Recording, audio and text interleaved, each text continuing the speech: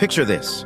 A mother who once gave everything to protect her son is now the target of his darkest vengeance. A seemingly perfect family shattered by violence and a horrifying act that will make you question the very nature of evil. Today on the Real Crime Diary Daily Dose of Crime, we dive into a tale so disturbing, so twisted, it will leave you speechless. Buckle up, because once this story begins, there's no turning back. What happens next, you won't believe. Sally and Joe Miller's story begins in a quiet town in Maine, where they seem to have the perfect life.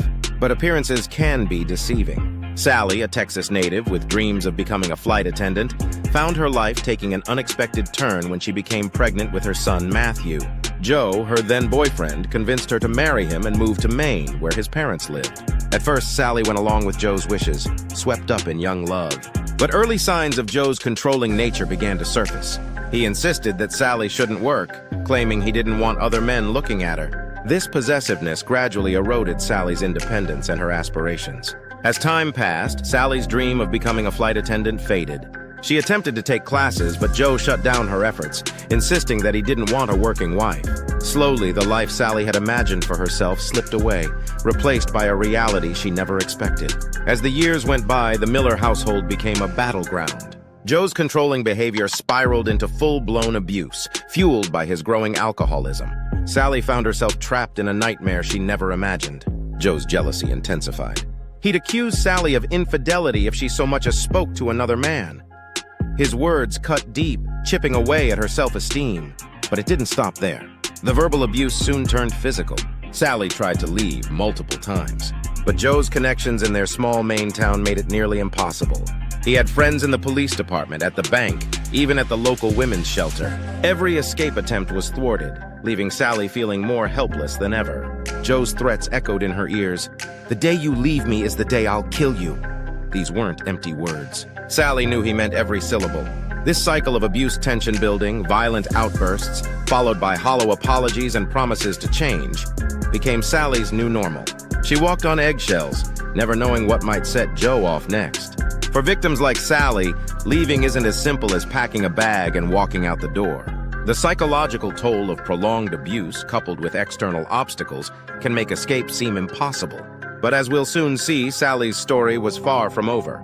The night that changed everything started like any other, but it would become the catalyst for Sally's desperate bid for freedom. Joe stumbled home, drunk and belligerent, his eyes filled with a familiar, terrifying rage. What followed was a brutal assault that crossed a line even Sally couldn't ignore. As she lay there, battered and violated, something inside her snapped. This was it. She couldn't take another day of this hell. With Joe passed out cold, Sally's mind raced. She needed a plan, and she needed it now. That's when she remembered her best friend, Mindy, a nurse at the local hospital. With shaking hands, she dialed Mindy's number. In hushed tones, they hatched a plan so audacious it seemed impossible. But for Sally, the impossible was her only way out. They would fake her death and her son's in a fiery car crash. It was extreme, yes, but in Sally's mind, it was her only chance at a new life. The plan was intricate.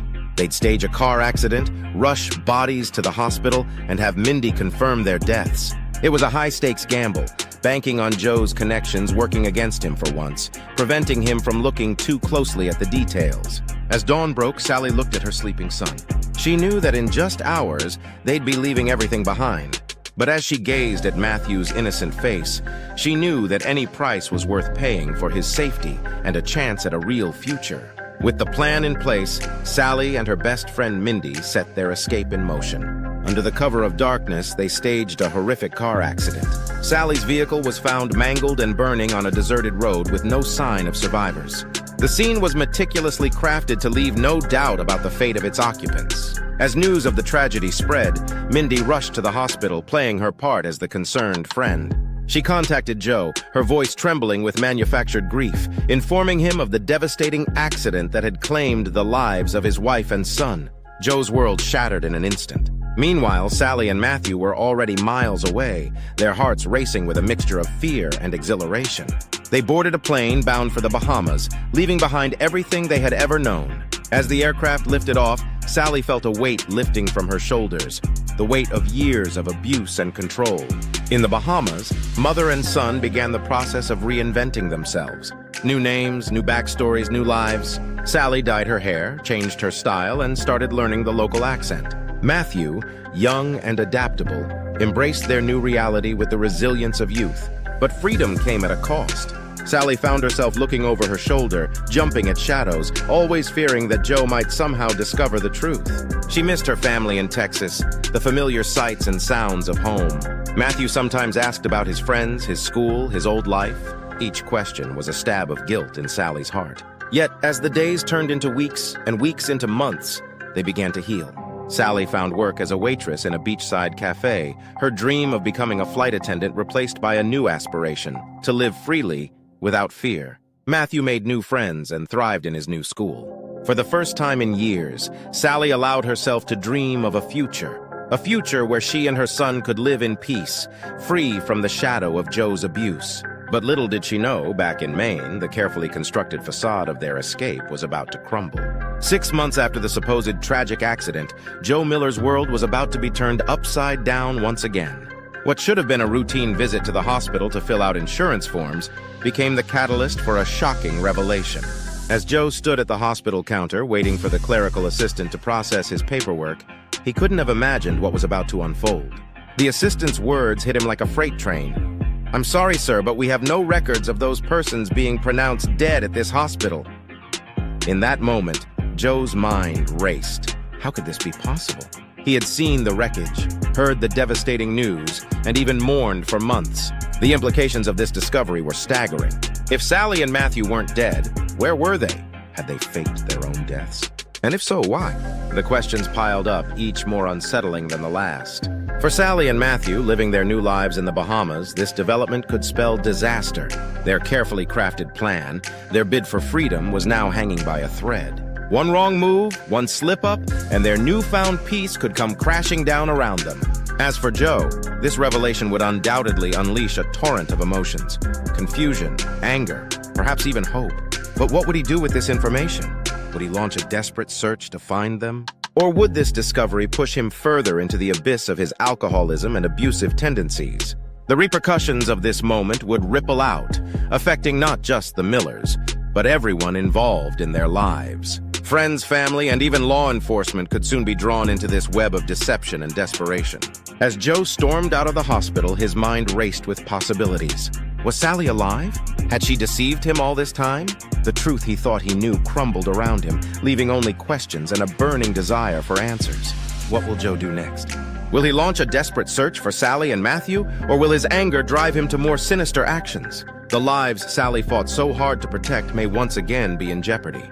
This case sheds light on the harrowing reality many face behind closed doors. Domestic abuse often leaves victims feeling trapped with no way out. Sally's extreme measures, faking her own death, underscore the desperation and fear that can drive someone to unimaginable lengths for freedom. It's a stark reminder that appearances can be deceiving. To the outside world, Sally and Joe might have seemed like any other couple, but within their home, a nightmare unfolded daily. As we reflect on this case, we're left to ponder. How many others are silently enduring similar ordeals? What can we, as a society, do to better protect and support those trapped in abusive relationships? Remember, if you or someone you know is experiencing domestic abuse, there is help available. You're not alone, and you don't have to go to the extreme Sally did to find safety. Until next time, this is MHB, reminding you to stay vigilant, stay compassionate, and always seek the truth. Because in the world of crime, things are rarely as they seem. Power, Pleasure, and Pain. A study of abuse through time. This book provides a detailed examination of how sexual violence and power dynamics have manifested across different historical periods, from ancient civilizations to the modern era. It explores how figures in positions of power used their influence to manipulate and exploit others, showing that the patterns of abuse we see today have deep historical roots. Many people struggle to grasp why abuse of power, particularly sexual violence, persists in modern society. By connecting historical events with contemporary cases, the book offers crucial insights into why such behaviors remain prevalent.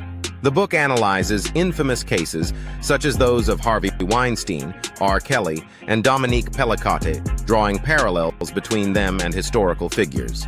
This section highlights how the systemic abuse seen in recent times is not a new phenomenon, but part of an ongoing cultural issue.